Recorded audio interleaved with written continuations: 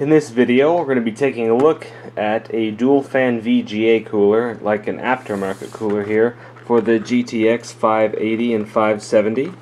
And this is a Zalman product. So we'll take a look around the box here.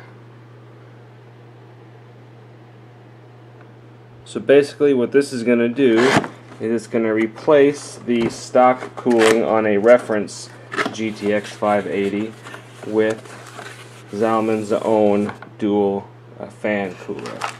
So in the box we have a case badge and some hardware there. We've got their FanMate 2 controller that I did a review on previously. Then the cabling for the FanMate 2 controller. Got a generous amount of thermal grease. An instruction manual.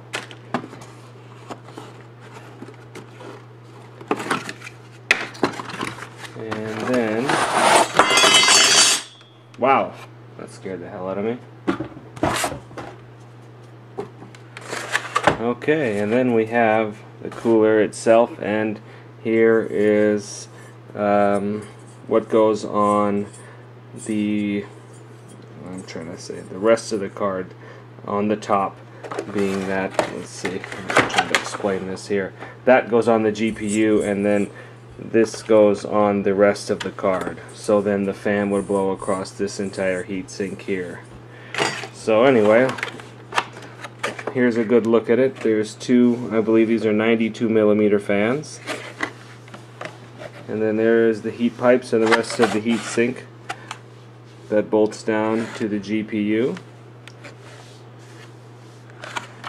So that will give you guys a good idea. So now, what I've got going on the test bench right now is I'm maxing out the temperature on a 580 with its stock cooling. And I'll get those temperature readings, and then I'll replace the stock cooler with this. And that's just a do not eat package of silica gel. I'll replace the stock cooler with this, and then we'll see how much what the difference is in the stock cooling and then this performance cooler. So stay tuned.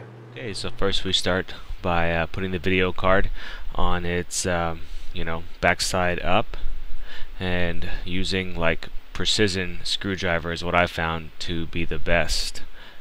Then we just start removing pretty much all of the screws on the back. Well, not pretty much, actually. I did remove every single one of them, as you can see in that picture. And then there's also some on the I/O shield, and then on the bottom of the card and on the top of the card. So watch those, and then all of those screws have to be removed. And then the shroud will come off, leaving the heatsink and fan, and then the heatsink just is kind of stuck on the GPU there, so I kind of had to pry that off a little bit. And then the heatsink came off, and that's all it was just mounted to the GPU with some thermal paste. And then the rest of it just kind of comes off as well too. It is sort of stuck to the RAM chips with that thermal pad there, so it does take a little bit of convincing to get it to come off. And then you're basically left with the card, significantly lighter card actually.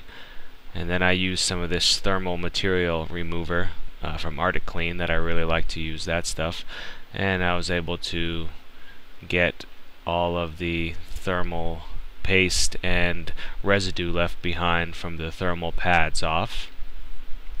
And then we start the assembly of the Zalman cooler. First of all, there's the heatsink plate, and it gets these little rubber grommets that are sticker. They sticker on one side, so you stick those to the heatsink. And then on the back side of the video card, it comes with these other stickers for where the screws go to, I'm guessing, to protect the video card itself as you tighten the screws, and so it doesn't they don't dig into the card at all. There's another shot of those. And then it included some thermal paste, and I thermal pasted. Everything you see here was it was labeled that needed to be thermal pasting, and then started by putting the new screws in, which you can tell they're little spring mounted, these silver screws, and they're spring mounted, and that's why we needed to install those black sticker. They're a little thicker than stickers, but to protect the PCB as you tighten those screws in. And that is with the heatsink mounted. Now we go for the GPU heatsink. I had to install these little standoff type thingies and then put the little rubber grommets on there. There's another shot of it kind of from far back. Then I pasted the GPU with some thermal paste. And then here I laid the video card on top of the heatsink, GPU heatsink and shroud, and you can see the screws coming through. And then you can see they were also have some springs. And then these 4 Zalman labeled finger. I mean, you can tighten them with your finger. They're real easy to tighten. And that's the finished product there after all of the tightening was done. You can see there's the height there. It ended up being triple slot after this upgrade.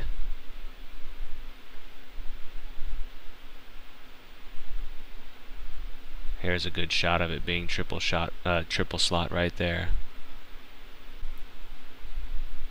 Okay, so that is the breakdown of the installation of it. It wasn't too bad actually. The instructions were fairly clear, and I was able to get it all installed. Okay, now let's put it on the test bench.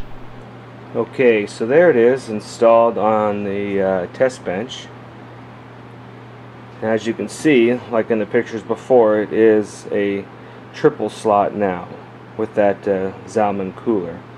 For reference, there's a double slot 460, and this is actually my folding at home computer here on this test bench. And one of the things that Zalman does include, like we showed before, was just the fan mate, and you probably can't hear the fans now over the processor fans, but I'll turn it up and then you will be able to hear it.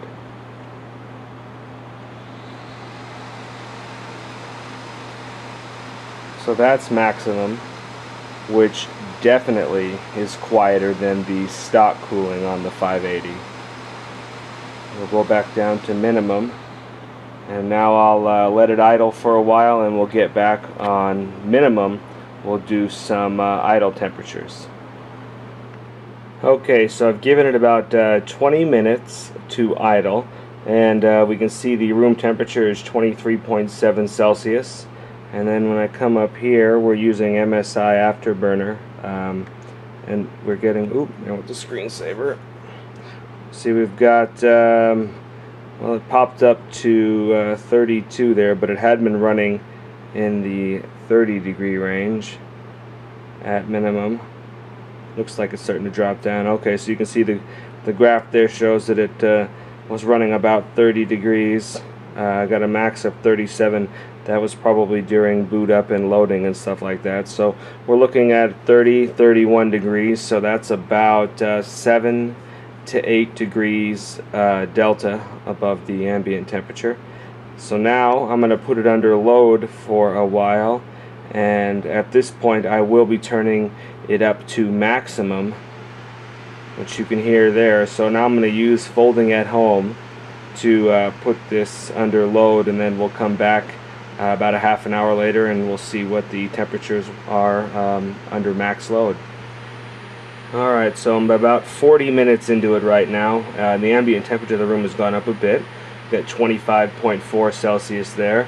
And if I come up back to the top here, we've got, zoom in, back up just a hair. Alright, we've got 56 degrees Celsius on the GPU with the fans running at 100%.